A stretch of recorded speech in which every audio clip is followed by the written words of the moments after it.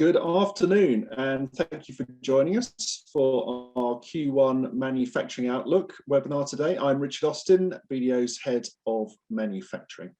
For our webinar today, we're delighted to be joined by Make UK's Chief Economist, Seamus Nevin.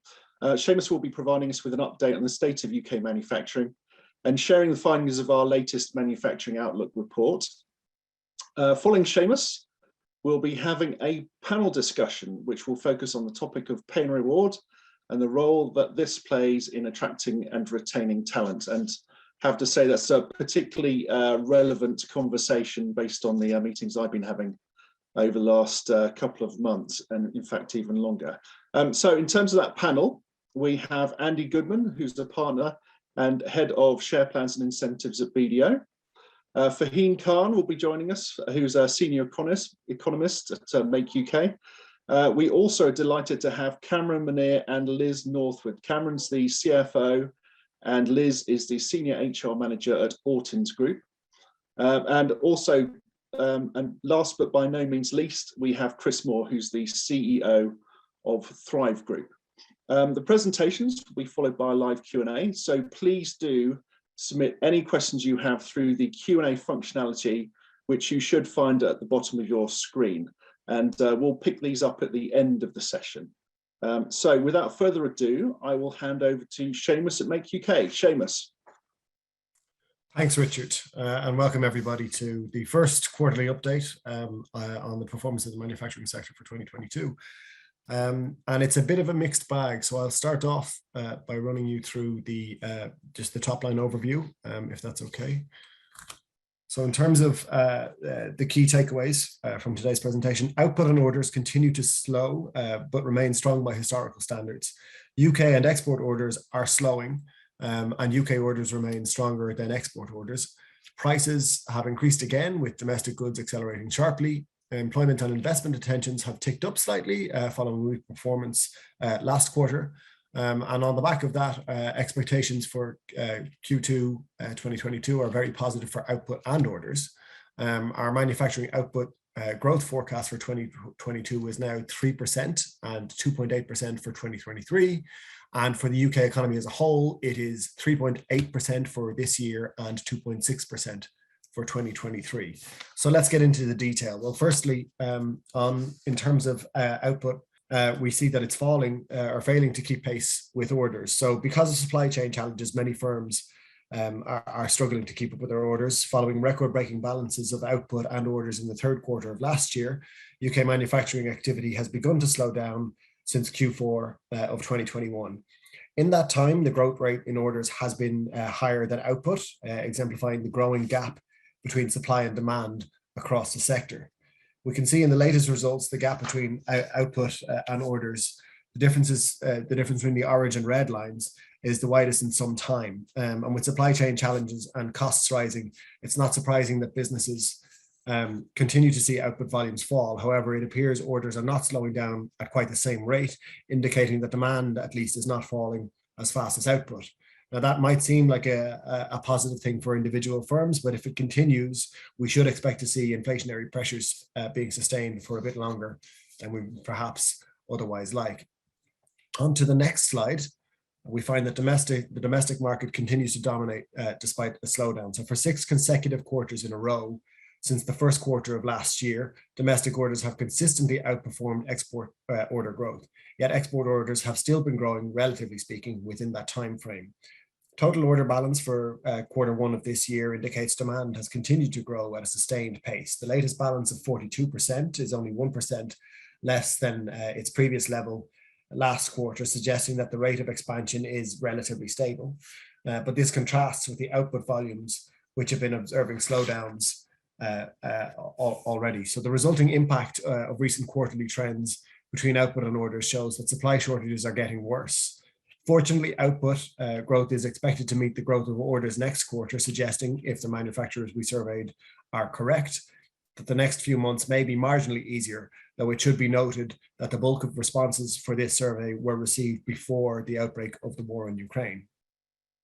Despite all order metrics slowing down compared to last quarter, all our balance scores remain very positive by historical standards. However, it's not clear whether strong order books relative to output is actually a good thing for the industry or indeed for the overall economy, given the inflationary effects that this is having.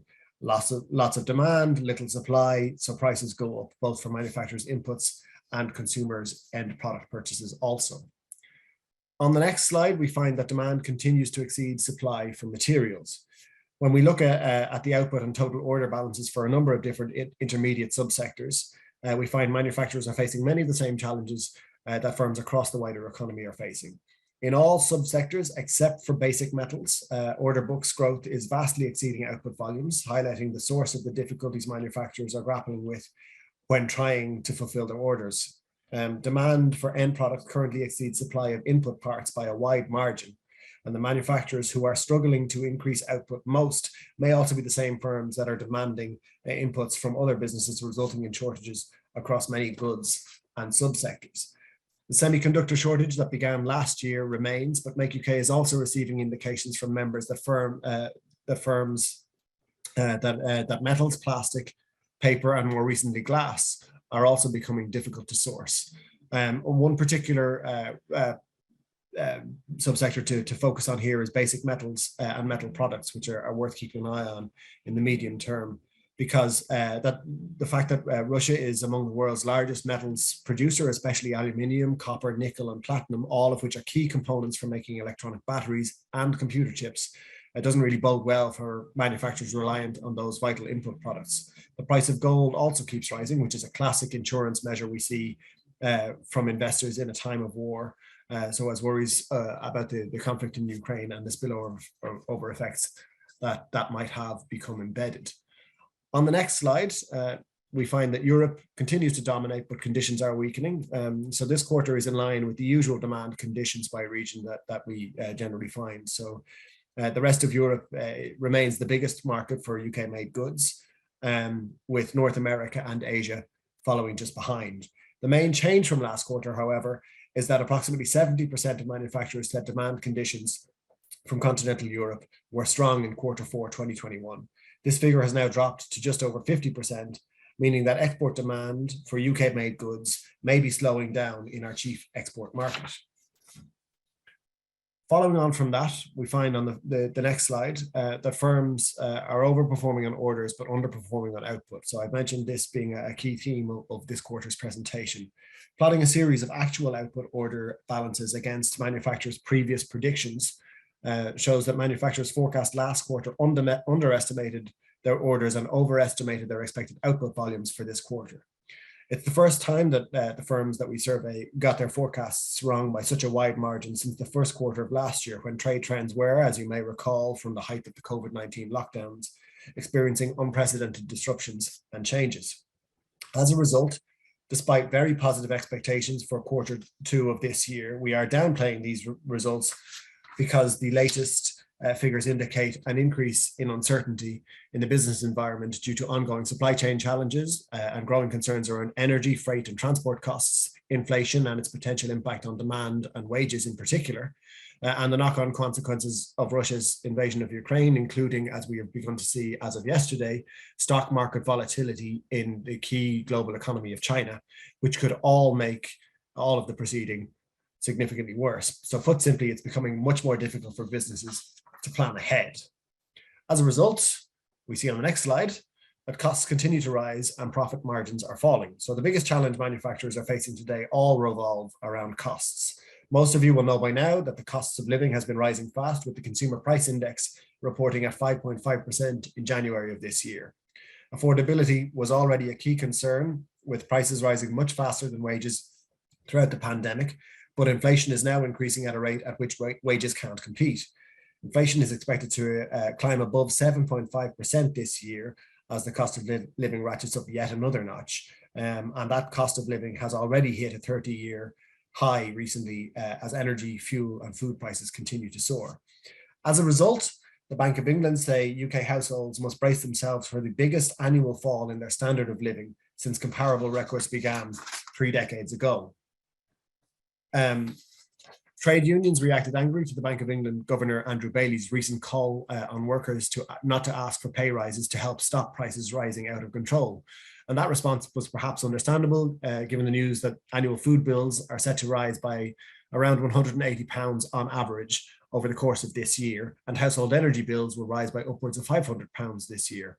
Overall, the price of the basket filled with the 15 standard food items used by the ONS to calculate inflation rose by 8% in just 12 months last year. So far, price increases have also been recorded across 17,000 items typically sold in UK supermarkets this year too.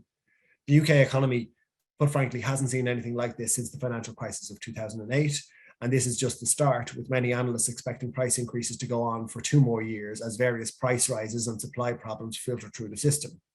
Many manufacturers and retailers are thus likely to see their own costs shoot up while customers strive to keep their spending down by searching for cheaper products or not buying as many items as before. The Bank of England's usual response to rising inflation is to raise interest rates. And indeed, the BOE has responded by raising interest rates to 0.5%, with further rate rises still possible and perhaps even likely.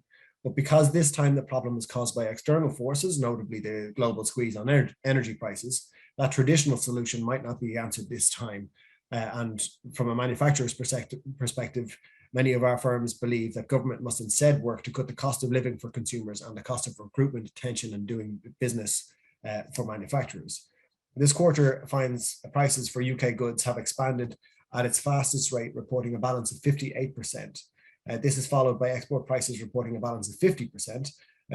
These continue to be some of the highest scores in our survey history, and given that it has been ongoing for a sustained period, it doesn't really bode well for the UK as higher prices become potentially locked in.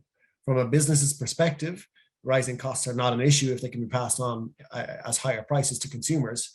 However, the latest balances we find in this survey show a large number of manufacturers are reporting declining profit margins, with balances of minus 21% of manufacturers reporting worse UK margins. Similarly, a balance of minus 13% reported the same for export margins.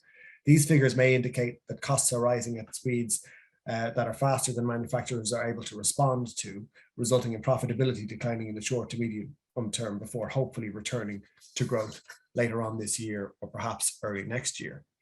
So as a result of this, you'll see on the next slide that confidence has dipped again, but remains still relatively positive. So we find that manufacturers' confidence in business conditions in the UK economic and the UK economic environment remain optimistic. However, following on from a slowdown last quarter, manufacturers have once again lowered their expectations for the immediate future. Despite this, both average business and wider UK economy confidence remain positive above the 5 inflection point that you see in the middle horizontal bar on the chart, showing how mentally resilient manufacturers remain regardless of the challenges ahead. And I think we will find that reassuring given the situation businesses are facing with rising costs, trade disruptions ongoing, and international political instability growing in concern, with higher energy costs, wages, logistics, and tax rises all around the corner. Businesses face finding it much more difficult to operate. But they have shown themselves to be very resilient over the last 5 or 6 years, starting with Brexit and the changes that ensued from that, and then subsequently with COVID. So they still remain relatively optimistic. In sum, manufacturers are understandably slightly less confident than they were before, but to put it quite simply, hope springs eternal. On the next chart, you'll see that employment and investment have ticked up following a slowdown last quarter. So this is a further optimistic note. Our employment and investment intentions metrics have both seen a moderate improvement this quarter, rising by 4 and 6 percentage points respectively. Labour shortages in manufacturing continue to weigh on businesses' ability to raise output levels to meet their order demands during the post-pandemic recovery period. However, a balance figure of plus 24% for employment is strong by historical survey standards, albeit it is also expected and in line with predictions following significant declines since 2020 that owed much to the pandemic. Unfortunately, these strong employment growth figures are still falling below the demand the industry has for more staff. The ONS data shows that vacancies in the manufacturing industry are at a 20-year high at the moment. The current rate of vacancies in the industry stands at 4 roles per every 100 persons employed. In normal times, by contrast, that rate would typically be less than half, so 1.9 per 100. On investment, following a dip between the third and fourth quarters last year, this quarter, our members instead enjoyed some moderate growth in intentions. According to the Treasury, the super deduction scheme has been a success, claiming that total investment is now 10% more than it otherwise would have been in the absence of that flagship policy. We're still awaiting news from the Chancellor, perhaps in the spring statement coming up shortly, and the hope of seeing an extension or a similar pro-investment amendment, albeit time limited. The super investment deduction was a very popular policy from businesses, and I think given the economic conditions we're facing, it's something that a lot of manufacturers will be keen to see in some form continued into the future. So in terms of our forecasts for the coming period, given the worsening market conditions for manufacturing, we have slightly downgraded our industry forecast for 2022 from 3.3% previously to now 3% growth, and more significantly downgraded UK GDP forecasts due to the rising cost of living crisis. At the moment, political tensions with Russia are not factored into this, given it's unclear how this will play out for the UK economy, and how in the longer run, and indeed how long any sanctions will be imposed for. But we can expect the impact will quite clearly not be positive. So that's roughly it from me. I can give you the review slide just to refresh memories, which is basically the key takeaways from this is that output and orders continue to slow, but remain strong by historical standards. UK and export orders are slowing, and UK orders remain stronger than exports. Prices increased again, with domestic goods accelerating sharply. Employment and investment intentions are ticking up, however, slightly following weak performances in previous quarters.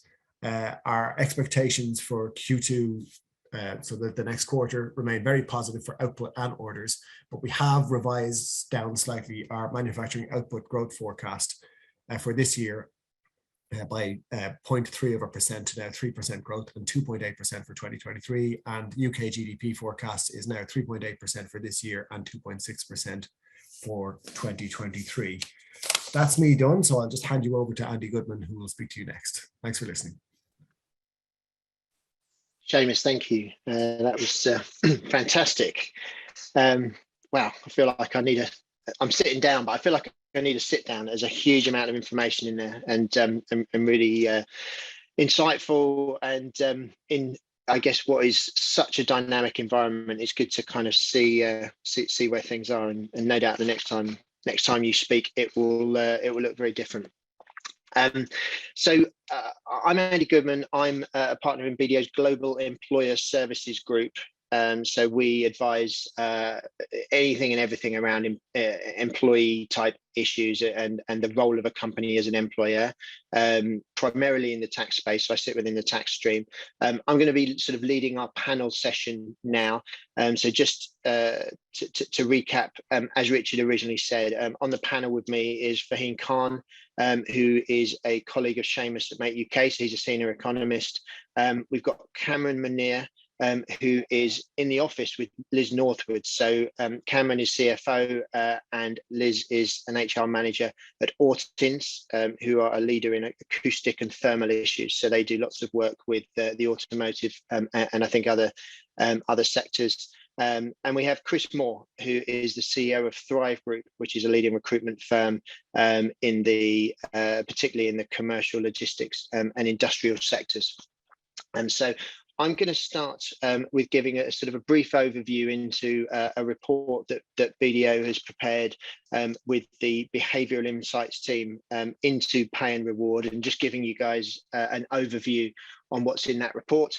And then my colleagues on the panel will I guess give some of their insights into what they're experiencing and their views around pay and reward, and then we'll have some questions at the end.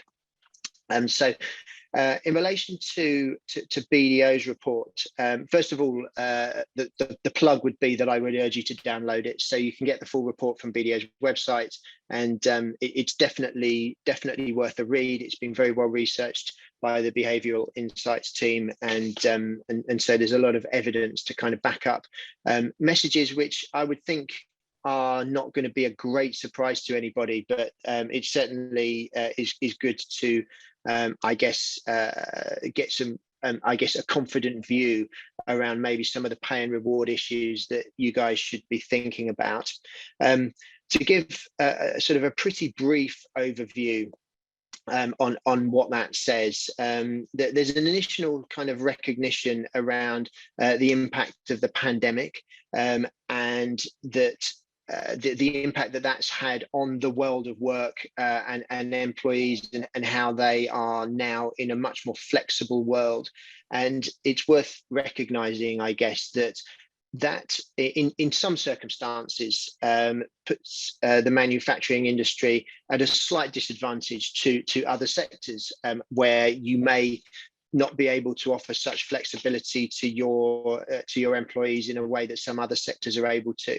And I think that just means that the other areas of pay and reward are even more important for your businesses, to make sure that you are offering an employment proposition and a reward package that makes people say, I still want to work in this sector, and not necessarily think, well, actually, I want to work somewhere where there's more opportunity for me to work from home or work flexibly. So there's an important message in there, which I'm sure that all manufacturing businesses are kind of alive to and will be, I guess, reacting to.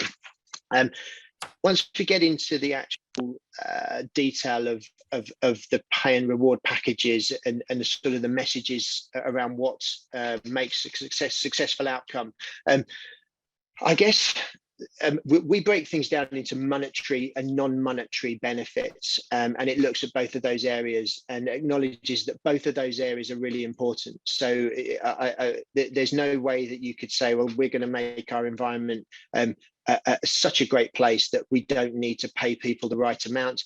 But similarly, if all you do is focus on the monetary side of things, then the impact of that will be severely disadvantaged if you are not thinking about the non-monetary package that you're offering your staff.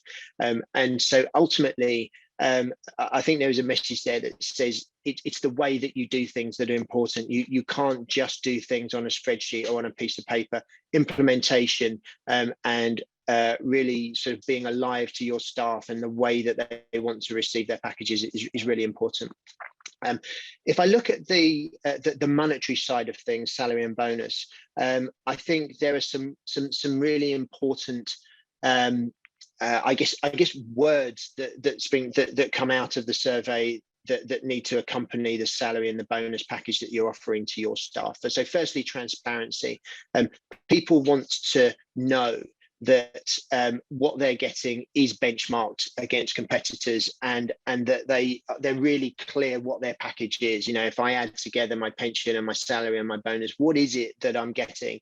And then I think that leads to the sort of the second word, which is fairness. Ultimately, people in a lot of cases are not motivated to leave employment and move jobs on a regular basis. And if they felt that like they're being treated fairly, then often they will stay. There's a lot of analogies that we all have in our lives where we don't automatically change the provider of our utilities, for example, despite the fact that it's always out there for us to do. But if we don't feel like we're being treated fairly and being rewarded for our loyalty, then we will make that change. And I think that translates into employment. And finally, expectation, particularly around bonuses.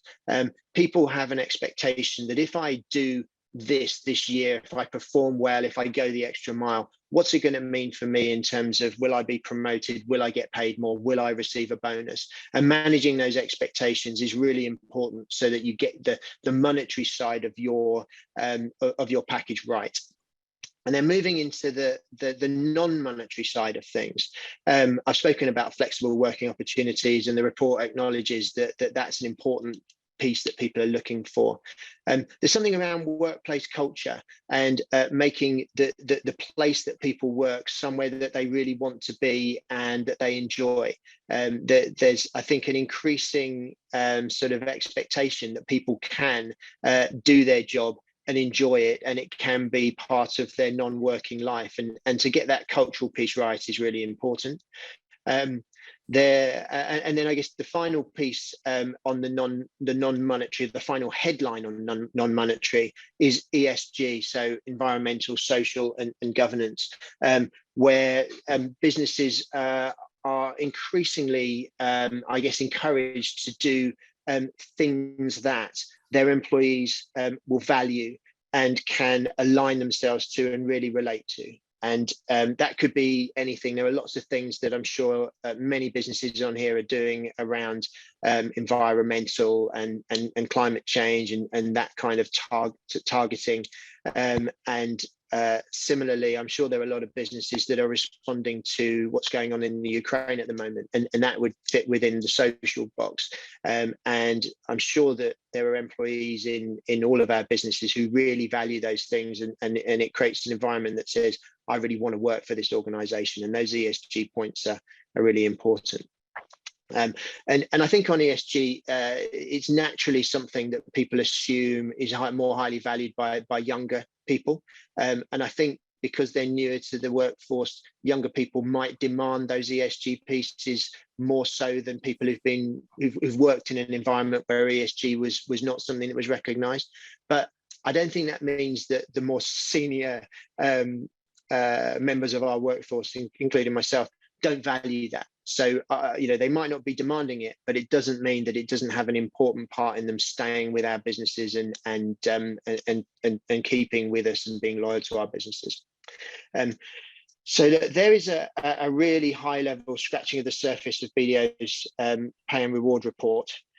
Now I would like to ask Fhaheen to provide an overview on what he's seeing in the pay and reward space, particularly by reference to Make UK's salary guide.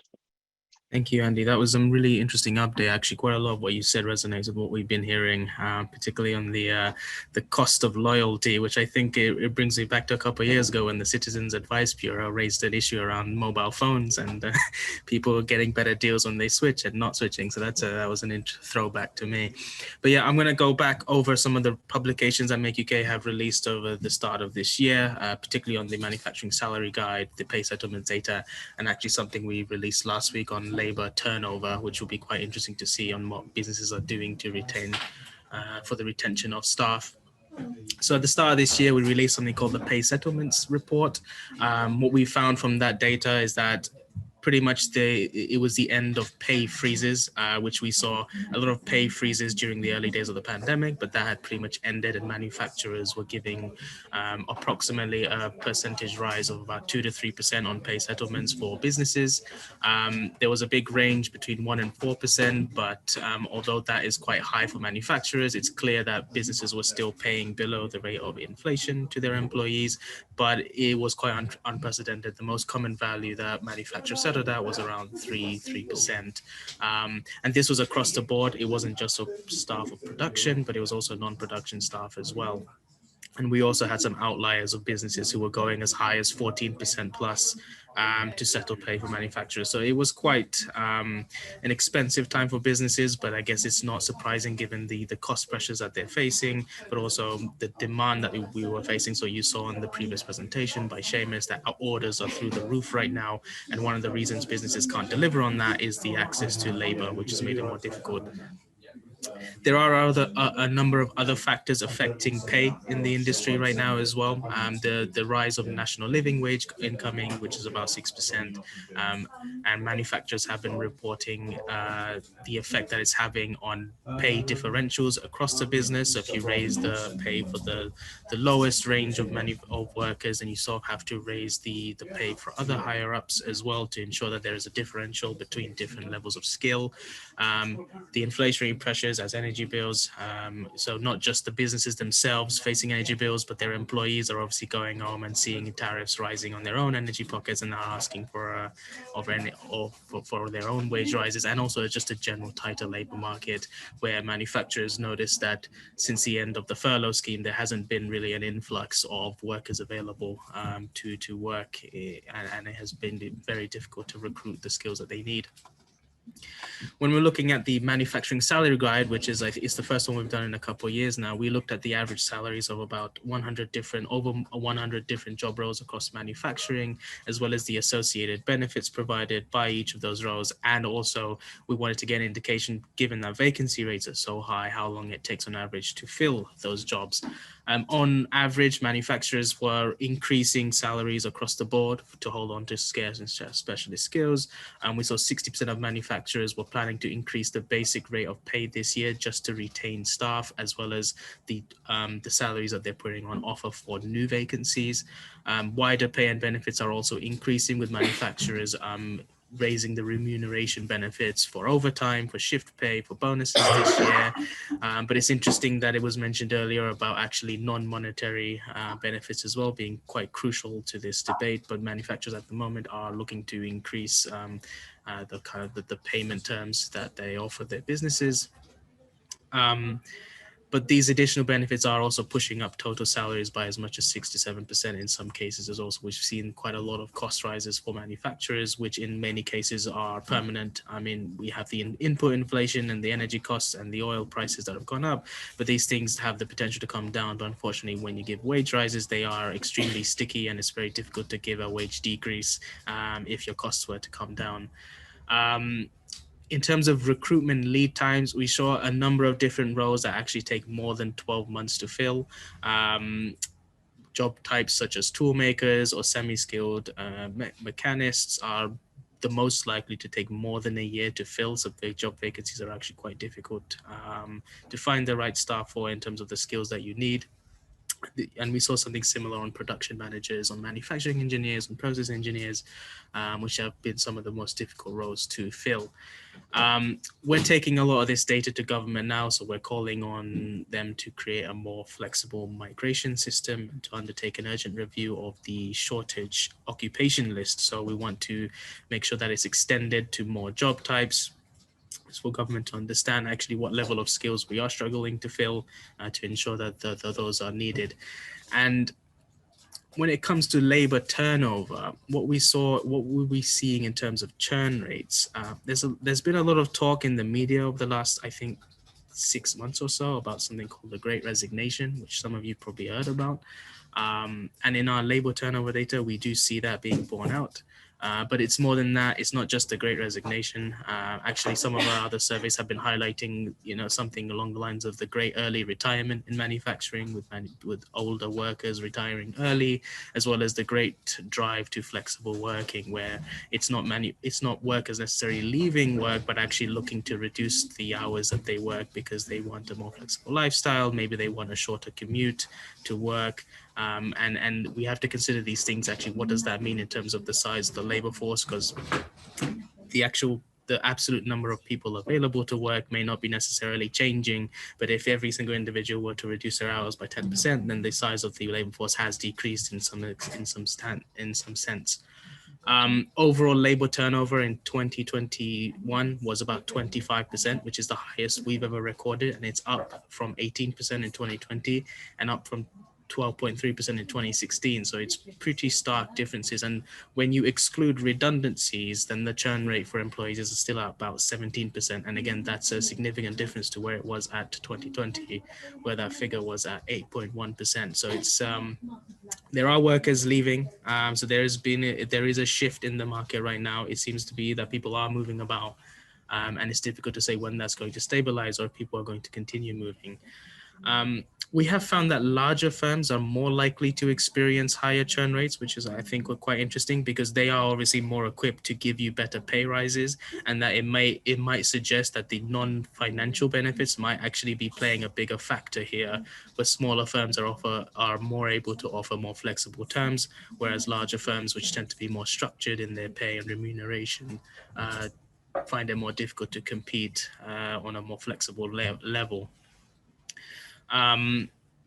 What the data really shows us, and kind of encompassing everything we saw in the previous, is that this is really now an employees market rather than an employers market, where the workers are dictating the terms of the conditions that they need in business, and it's something that we need to watch out for. And looking forward, I think one of the trends that we are slightly concerned about, and from our recent surveys, is the incoming increase in NICs. It's manufacturers are worried about in the grand scheme of cost rises from different areas. the increase in NICs is not as bad as what they're seeing from energy, from input inflation, but it's still a small cost, which businesses say will affect their employment intentions. Most businesses have indicated to us, more than half, that they would most likely just be passing on the cost of NICs into their prices, and we've already seen prices rising at record rates. So that's something to be watching out for. But we have called for a delay in NICs to the Chancellor. We're awaiting to find out whether or not that's going to be borne out in the spring statement that's coming up in the next week or so. And that's that is my update. So that's what we've seen on the employment front for manufacturing over the last 3 months or so now. Brilliant, Fhaheen. Thank you. Definitely some questions to come back to on that. So, which we'll do as part of the panel at the end. I'd like to now just pass to Kamran at Autins to kind of hear the perspective from on the ground, so to speak. So, are you able to speak to that, Kamran? Absolutely. Just good afternoon, everyone. And can you all hear me okay? Great.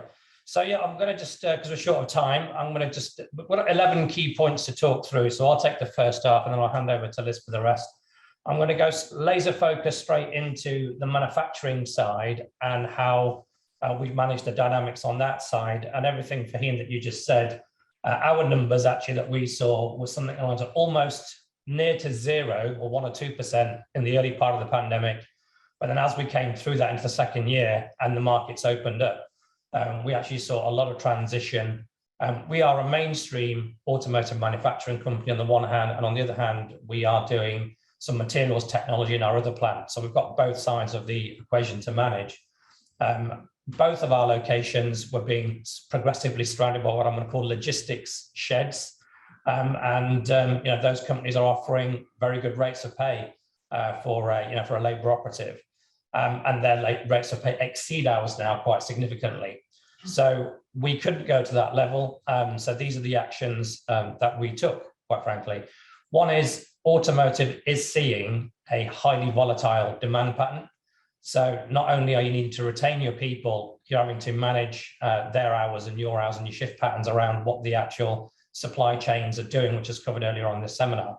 So number one, we implemented a bank tower scheme, which in the main part means that we'll run most of the week and we'll try and get people away if we've got less work than usual away on a Friday, so they can have a longer weekend. So that fits with them and fits with their families.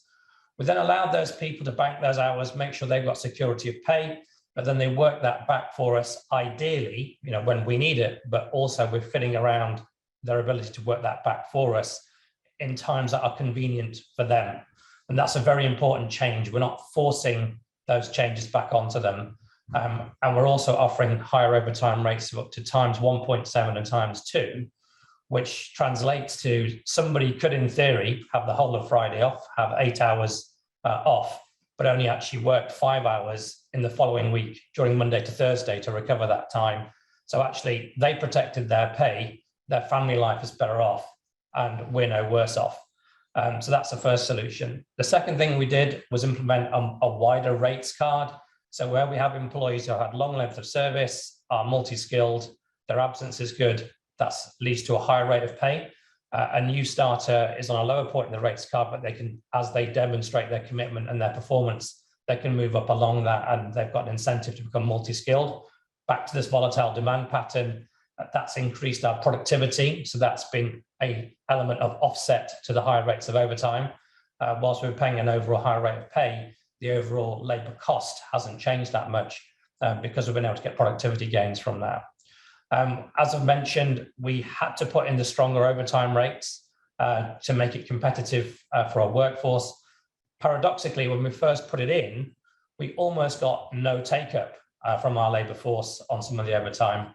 We later on discovered that some of them were actually doing second jobs in certain places at higher rates of pay. So they wanted to be sure that there would be continuity of the overtime before they were actually going to walk away from some of these outside second jobs that they have. And once we're able to demonstrate that with the engagement with them, then they made the transition and they've carried on then being engaged in that. And the final thing I want to raise is we actually run a weekly meeting with key people from our shop floor to say, look, here's the demand that's coming from the customer. Here's what that means for production schedules. Here's what that's going to look like. Here's how we're planning this week and next week. That's what your pattern's probably going to look like. And they can feed in advance to their supervisors how that's going to fit for them personally around things like the school run. This is in manufacturing areas as well, you know, and the times that they can actually work. And so that's an approach that we've taken. 5 more points, I'll hand over to Liz, and you can cover those off. Yeah, I actually attend most of the operational meetings so that I'm able to try and offer solutions. As Kamran said, we have 2 sites. Sometimes one site in one week is a lot busier than the other. So we allow staff to move over. Their contracts allow us to do it. We try and get volunteers. This week, obviously the cost of fuel has become an issue. So the pool car's been moved over to the factory with excess staff so that they can travel at no cost to themselves. And we allow that travel within their shift pattern as well. So there's a pool car going up and down the A5, moving staff from one factory to another, but 6 hours of that is better than us being short and having issues. Overtime has been worked quite considerably, and the banked hours are coming down because we don't just make them take their hours out of the bank. What we do is we let them take some out of the bank and pay them for some. So they're actually seeing a financial reward for working some overtime, but not at such a high rate. They're chipping away at their banked hours, and that's reducing by about 200 hours a week at the moment. To maintain our minimum workload, we actually offered quite a few temps permanent contracts. It did mean that on occasions we had a few extra, but what we did then was upskill them, take the opportunity to use the trainers to upskill some of these staff so that we now have the movement between different machinery, different skills, different products, but within the staff numbers that we've got, so we're able to move them around a little bit more like that. Regular communications out to staff via our HR system, which sends them emails to tell them what's going on. We've taken on more part-timers than we've ever done before because that suits them, and we can do that. And this morning I've actually suggested that maybe one way around one particular job we're struggling to fill might be a term time contract. So we're going to look at that one. And we are getting people saying, my son or my neighbours are looking for work, will we take them? So we'll put them through an interview to make sure they're suitable, but if they're coming recommended by our trusted staff, we will do what we can to accommodate that. And I think pleasant environment, very pleasant environment. It's not a dirty manufacturing sort of site. It's not heavy work because it's fluff that we're cutting into different shapes. So free parking, free teas and coffees, they go down well. So yeah, that is how we are trying to maintain our staff. Since September, we have only lost about 4 production staff, 2 of which was not their choice. So we have, since we raised the pay rates in September, curbed the flow even to the very highly paid, because I think some of the feedback from those that jumped ship to go for a lot more money was they were having to work really hard to get that extra pay. So yeah, conditions are good here. I think that's about it. That's us, yeah. Yeah. Fantastic. Thanks, Liz. Thanks, Kamran. That's a great story. I mean, that was you may have had your 11 points, but that was very passionate. Really good to hear. I must admit, I quite fancy applying myself.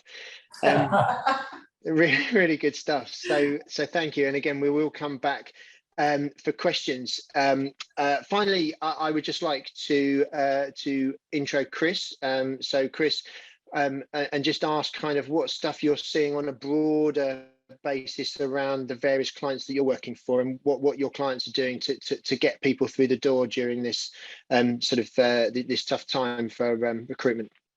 Yeah, sure. Thanks, Andy. So just a bit of background. So I've been in the staffing sector around 30 years. So sat on the board of some of the big names that most of you will probably recognise. But I was also chairman of the Recruitment and Employment Confederation for 7 years. So recently retired from doing that, but remain a fanatic of the workforce, really. And I think that was why I snapped at the chance to come and say a few words today, because the hot topic, I think, from most employers that I speak to is all around workforce shortage. And it's been really interesting to hear everybody else speak today, because, you know, without wanting to say I'm like there's too much of an echo in the room, but you know, there's a lot of things that I would reinforce. So just when I talk about workforce, for me, that breaks into two parts. One is the talent, so qualified individuals, and secondly is the labour force, so the essential frontline workers. And I think it's really important to differentiate in that way, because while some of the challenges are the same, some have been different, certainly over the past 2.5 years. So if we just look at the facts that we're dealing with right now, unemployment's now running at around 4.1%. So we haven't seen a massive increase. But three things are really important to know. One is vacancies are up. The second is the vacancy rate is continuing to grow. And the third part has been that there's still this kind of serious shortage of people to fill these roles. So when we talk about vacancies being up, there were 1.3 million vacancies created between December 21 and February. And that was 500,000 more vacancies that were around in the quarter or the 3 months leading up to the pandemic, so January to March. So massive increases. February has seen the sharpest growth in vacancies in temp and perm employment, and that's showing that rate of increase is holding firm. And in terms of shortage of supply, whilst we'll all be familiar with wrestling with that for the past 2 or 3 years, the candidate availability rates have fallen at the sharpest level for the past 3 months.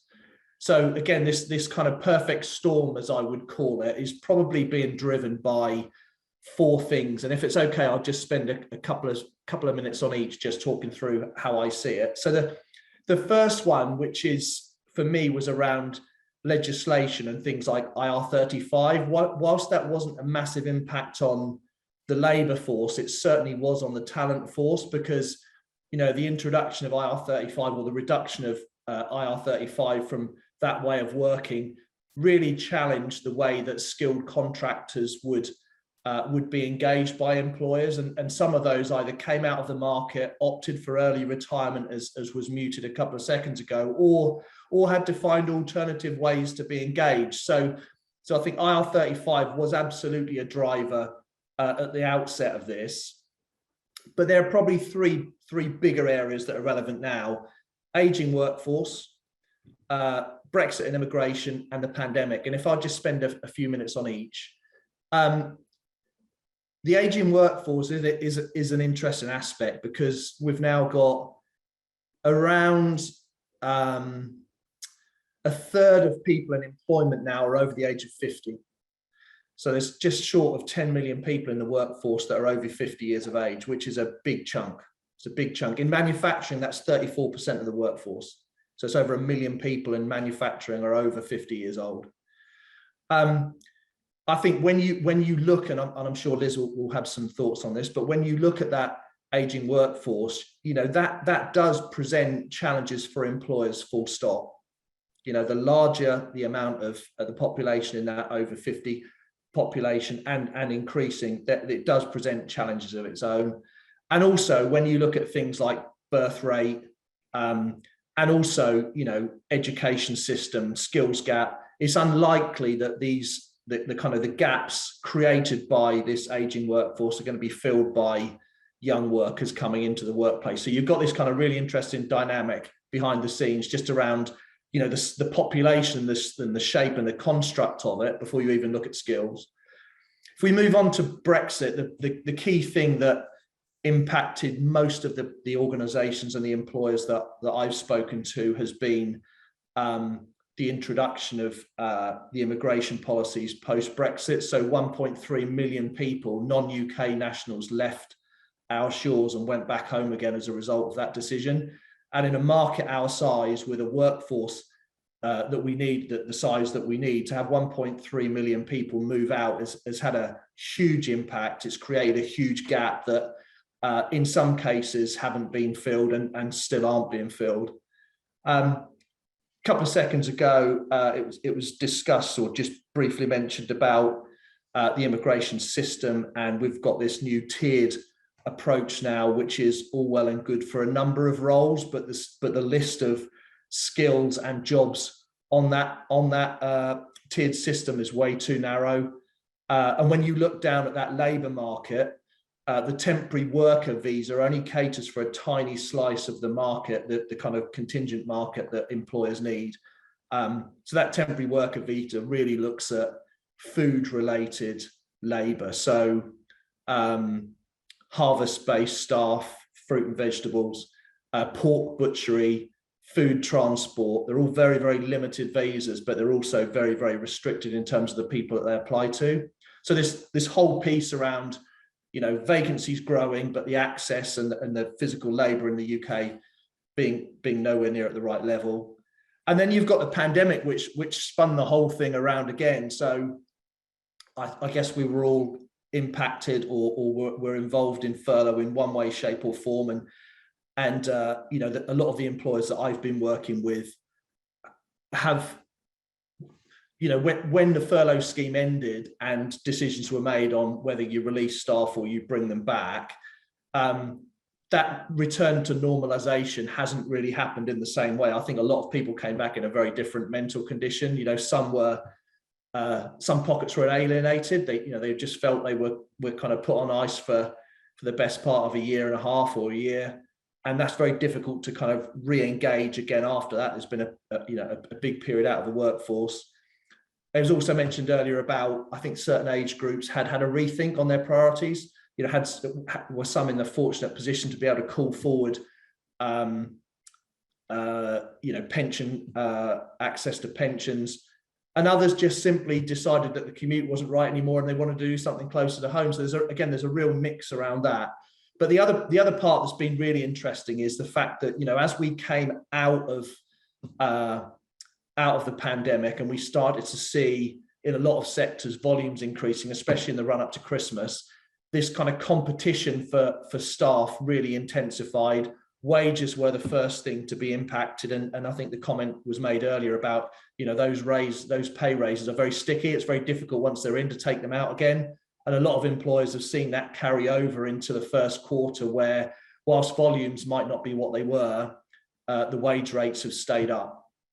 So what's the answer in short? I think it was really interesting hearing Liz and Kamran talk earlier, because I think the answer isn't necessarily going and looking for more agencies. I think the answer is really to look long and hard in the mirror. We've been doing a lot of work around employee value proposition, which for me isn't just about pay. It is the broader benefits attached to each role, but it's also about the conditions, the culture, the environment, the kind of what's it like to work around here versus somewhere else further down the road. And I think a lot of employers that are being successful have really nailed what it takes to win.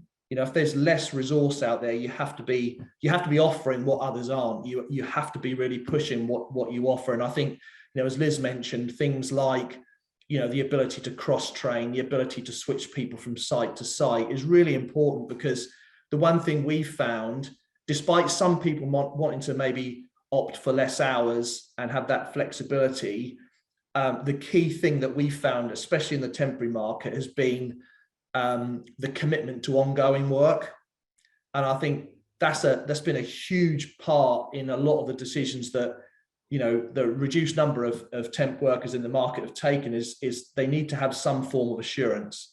Even if the hours are less, they need to be assured that work is there. And I think that the ideas that they gave around banked or some form of ability to kind of access work that's slightly different to how you're paid for it is really important, because again, it's the security that's really important.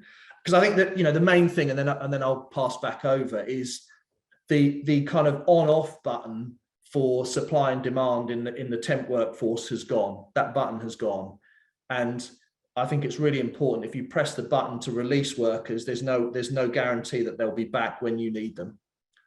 You know, there are a lot of other employers out there waiting to try and you know, secure those workers, secure those talent, and be able to use it in the right way. And just as an example of that, you know, we launched a product about a year ago now called Workscape. So it's not recruitment at all. It is about how we support clients to really understand the market that they operate in and help them answer that question about what it's going to take to win, because hiring is very industry and also geography specific, and you have to understand how to get that right. And also the fact that it's a dynamic feast, you know, it keeps moving. I think once you've got it right, it doesn't mean that it will stay that way. You've constantly got to keep working at it. So lots to cover in 5 minutes, and happy to share any questions or deeper thoughts as we go forward. But that's pretty much my thoughts. Brilliant, Chris. Thank you. Really insightful stuff. So I think our Q&A could go in any direction, but we are slightly pushed for time. But I guess the one thing that's come out of this, and maybe if I start with the Autins team and then go back to Chris and Fhaheen, interested to understand your thoughts on the fact that you have to respond as a business to the demand for flexibility, and you explained really clearly how you did that.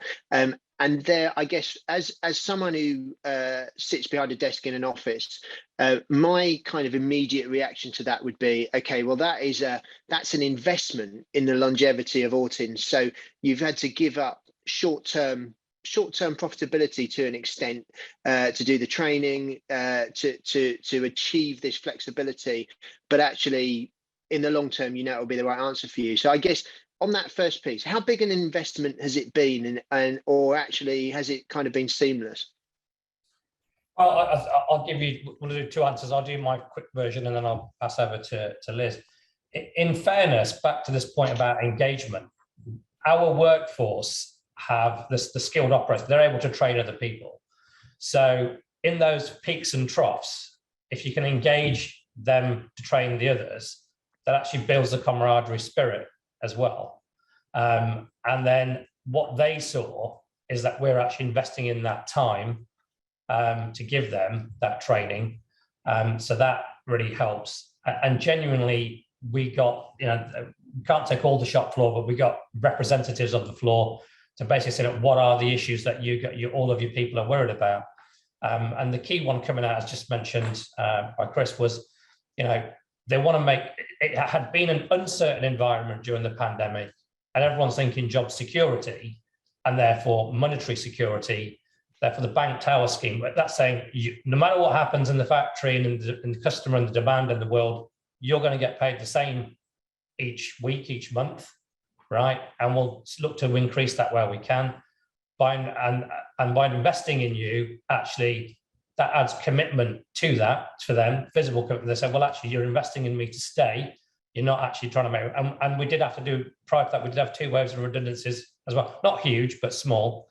And then as Chris said, where we released temporary labour, we could not get it back. You know, it's the wigging that they use in retail. Once it's gone, it's gone. You know, it was like that. So, but that was okay because we selected. You also try and focus on those people that you know are your better performers and are more engaged with you, and that increases the harmony in the team. And then you get this self-serving dynamic, and you can't rest on your laurels. And then with that, we showed an increase in the rate of pay. Back to your actual original question, what was the cost of that? The actual cost of skilling and multi wasn't huge. It was, you know, in any given week, how many hours did we put on for training, would you say? 40. Yeah, so let's just say it's 40 to 60 hours at £15 per hour. It's a relatively modest training cost by getting the people to work with each other and just go and work on different machines when they're not that busy. Yeah. Brilliant. So I guess one other area that's kind of come out of this, which came out from, well, firstly what Fhaheen was saying, which is that part of the Great Resignation is early retirement, and this plays into the demographic that Chris looked at. So Chris, are people talking to you about sort of retirement packages, and is the pension becoming an increasingly important part of what people are asking for when they're going from roles, or actually is this just something that is part of a change in their demand, and they'll kind of make it work with what they've got? No, I think it's a different aspect. I think the end of the workforce that we're talking about is the older workforce. You know, if you can get to 55 and you can access the benefit, then absolutely. I think the younger generation still aren't looking at that. It's too far off. They're in survival mode. They're thinking about, you know, next week, next month, not about 55. So I think it's those that can access the pension, have thought about it, and some of those have considered the drawdown, or at least a part drawdown, and use that to fund a change. You know, can I now do 2 days a week rather than 5? So I think that's been the big impact, as opposed to other people thinking about investing for the future. I don't think that's on the radar. So no one in the 30s and 40s are actually thinking about that early retirement. You kind of decide it when you get there. It's too far away. Good stuff. Fantastic. And I guess there's one final point. Again, I'll go straight to you, Chris, and then maybe back to Autins. I mean, so the guys at Autins sort of said 11th bullet point. Oh, by the way, we're a great place to work. How much effort are you seeing businesses putting into making themselves a great place to work, and kind of winning on that side?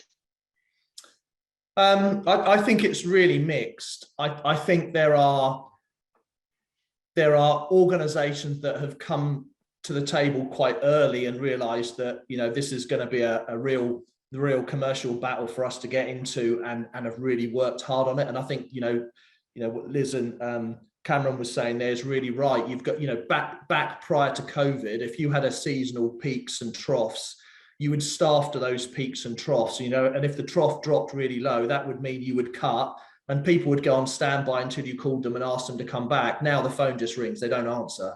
So you have to think about, you know, cut or utilize. And I think it was great what they've done in terms of thinking about, you know, if I let them go, what's the risk? Or what can I do to prevent the whole, you know, for us having to drop the workforce to such a point? So, you know, if that helps answer the question, great. I just think it's a very different place to where it was 2 years ago. And I think some employers have done really well to recognise. I think judgment came early for some who didn't manage furlough well enough. The ones that used it as a financial tool and just put the cost base on hold for a second without thinking about engagement and preparing people for that really awkward time out and what it looked like to come back. I think they've paid the price. I think the people who did that really well have won at this end of it.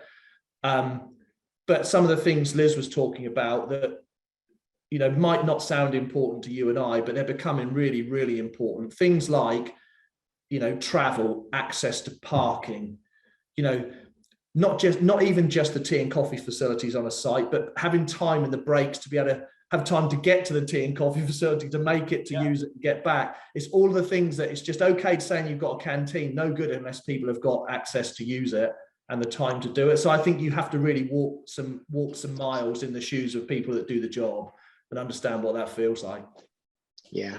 And I guess, Liz, Cameron, is that sort of those pieces, are they things you've had to sort of, I guess, invest in of late, or has that always been part of your culture? It's always been a sort of a USP for Autins?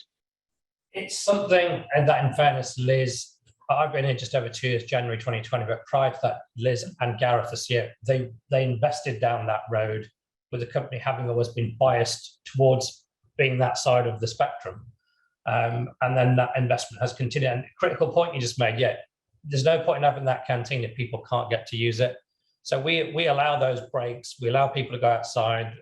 whether it be the cigarette or a drink outside, we see that activity happening, and we see the workers socialising with each other.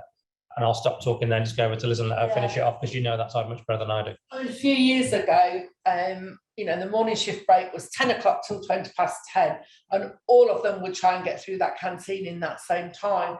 That doesn't work well. That stops all the machines for all the time. So a staggered breaks means they get a better rest. They're not queuing for 10 minutes. They actually get a 20-minute sit down, really, and things like that. And then we had one sandwich van that used to come. We've now got two, and they know that the breaks are between about 10 and 10:45. So they come just slightly apart from each other, but it means they've got access to those facilities as well, and we facilitate that. So that's good as well. I mean, even down to we have one person who said they were going to have to resign because she couldn't get childcare to take her children to school. So she leaves at 8 o'clock. She starts at 6 o'clock in the morning. She leaves at 8 o'clock. She only lives 1.5 miles away. So she goes home, she takes the children to school, comes back, and then adds whatever time it is on the end of her shift. That's not a problem for us. We can accommodate that. So there's little things like that we have had to change from that very strict shift pattern that used to be. And you can imagine her feedback into the rest of the workforce about that speaks volumes. Yeah, it does motivate others to, one, they feel comfortable to ask for maybe just a temporary change in some hours. I mean, school holidays are always interesting because we have lots of couples that work in the factory. So you've got one half works the morning shift and one half works the afternoon shift. When schools are at school, then that's fine because they're at school in the shift changeover. When it's school holidays or when they weren't being schooled, it was like changeover in the car park. They'd turn up with the kids and then go out the other one and go home with the kids in a different car or the same car or whatever. So lots of things, but I think we have got more loyalty from our staff now. Andy, I think one thing that was kind of mentioned there, or started to be mentioned there, was around shifts. And I think what we've seen some forward-thinking employers doing is really questioning the shifts that are in place and why they are the way that they are, and what could be introduced that would help release people from the workforce. And we've had 2 campaigns since Christmas where, there's been no success in filling until we went back and asked the workforce, asked the population, asked the candidate base what hours they could work. So a complete spin around from here's the shifts, here's the rates, to tell us what availability you have and can we make that work. And I think that's just a mindset shift. These are in traditional organizations that have had those shifts in place since the beginning of time. But when you question it, nobody can answer why they are the way that they are. They're not driven by anything. Yeah, so driving that change, as you say, once people get their heads around it, it seems like a piece of cake, but it needs to be thought about. Thanks, Chris. Okay, well, thanks to all of our panelists. That's been really insightful. I think I'm going to bring Bal in now. I think we might have some questions for Seamus as well, or should I go straight to Seamus? Yeah, no, thank you, everyone. Really interesting insights from everyone. I'm very conscious of time, so I'll pick a few of the questions that have come through. So Seamus, is there evidence that companies have onshored their supply chains post-Brexit, and do you expect this trend to continue? There is evidence, yeah. I think that's being borne out as we've seen from this quarter's results in terms of the fact that demand, the bulk of demand, or the larger share of demand is coming from UK-based companies and customers rather than from our continental partners or overseas. That's a reflection that firms have spent the last number of years looking to shorten their supply chains, firstly because of Brexit, but more recently because of the impact that COVID-19 had in terms of the supply chain disruptions. So yes, we are seeing it. How much it is likely to continue in the future, I think, remains to be seen. A lot of it will depend on global conditions. Perhaps the war in Ukraine could further extend that trend going forward. But I think those firms that have been able to do so, or that will find it easier, have already done so. It might be the case that more will do so in future. But this, I think, is also a trend that we're seeing, not just in the UK, but across the board.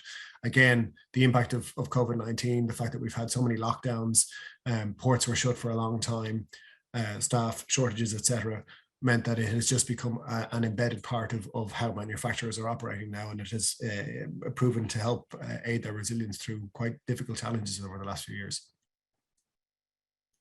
Thank you. And going back to some of the insights you shared during your presentation, one of the questions is, why is export demand slowing overall compared to domestic? Is it access to financing related to Brexit? It's probably a combination of factors. It might be finance. We don't know, because we can't speak to the customers overseas that would be buying UK goods. It's largely or more likely to be a result of global conditions. Firstly, again, with Brexit, the fact that we now have increasing paperwork and customs and all the extra procedures that go along with that. That need to be faced when exporting, or rather when foreign customers are importing from us, because we are now outside of the EU. The other side of this is the shortening of supply chains. So a lot of manufacturers are intermediate good producers. They buy from one manufacturer, they do something to the input that they get, and then they sell that component on to a manufacturer further up the supply chain. So that explains, I think, why a lot of the demand is UK based, and combined with the fact that many firms have shortened their supply chain, looking to source a greater share of their goods and their components from UK based manufacturers, means that that's a trend that we would have expected, and is likely to continue for the short to medium term. Thank you. The next question, I feel like it could be a long response. So yeah, anything you could share on this would be helpful. What are you seeing from businesses in terms of progress being made on the sustainability agenda? In terms of the sustainability agenda, I mean, it's early days following COP26. We have seen a huge increase in firms making inquiries to Make UK about how they can go about improving their environmental sustainability. There are many elements to that. Firstly, around skills, green skills in particular. So how can we embed green skills into training apprenticeships, training apprentices, also into management, business planning. The other side of it is around energy costs. It's a very difficult challenge, because on top of the desire to move to more sustainable sources of energy, we are now seeing a big increase in energy prices off the back of interest rates and inflation, and of course the war in Ukraine as well, because so much of the world's fossil fuel supply comes from Russia, albeit the UK does not import a huge amount directly from Russia, but our international partners do, and therefore it's likely to have spillover effects for us. So in the longer run, that's likely to benefit the drive towards going green, as firms look to reduce costs and reliance on fossil fuels and look to more sustainable sources of energy. But as I say, it's very early days. It's very much an engagement period for Make UK and for manufacturers themselves, getting their head around what they can be doing, speaking to partners, customers, suppliers, about what they're doing, looking to learn from each other, because that's something I think we see an awful lot of in the manufacturing sector as a whole. Yes, they compete with each other, but they also like to learn and share insights and information, because it's to everyone's benefit to do so. So there has been a significant increase in terms of the material outcomes from that. I think it's too early to say, but we expect that interest in going green and sustainability to continue and only to grow, really. Thank you, Seamus. And one question has come through for the panelists, Kamran and Liz. It's related to one of the questions that the points that you made around flexible working. So if you have any thoughts around this, how have you managed to combat setting a precedent if the flexibility doesn't work across different roles? So we don't say yes to every request. We only say yes if it will work for the business. We've not had to say no very often, but you can imagine that some of them are not conducive to working. So we explain why, and we offer other alternatives to see if that can help. We've not lost anybody by saying no to requests, but we've perhaps sort of met them halfway and found something that will work. Yeah. The only thing I'll add to that is genuinely in a lot of these discussions were in these sort of panel sessions where it's not just employee to management, it is the employee, their supervisor, that section area, one or two of the other more senior guys trying to work out, we're in a session where somebody's trying to, they're raising it as a problem. The whole team, the whole room is trying to solve that problem if we can. And then they see that there was a commitment to trying to solve. And they can also see that in the cases where we couldn't solve, it was kind of obvious why. It wasn't anything personal. It wasn't against that person, and they at least felt completely listened to as well. Thank you.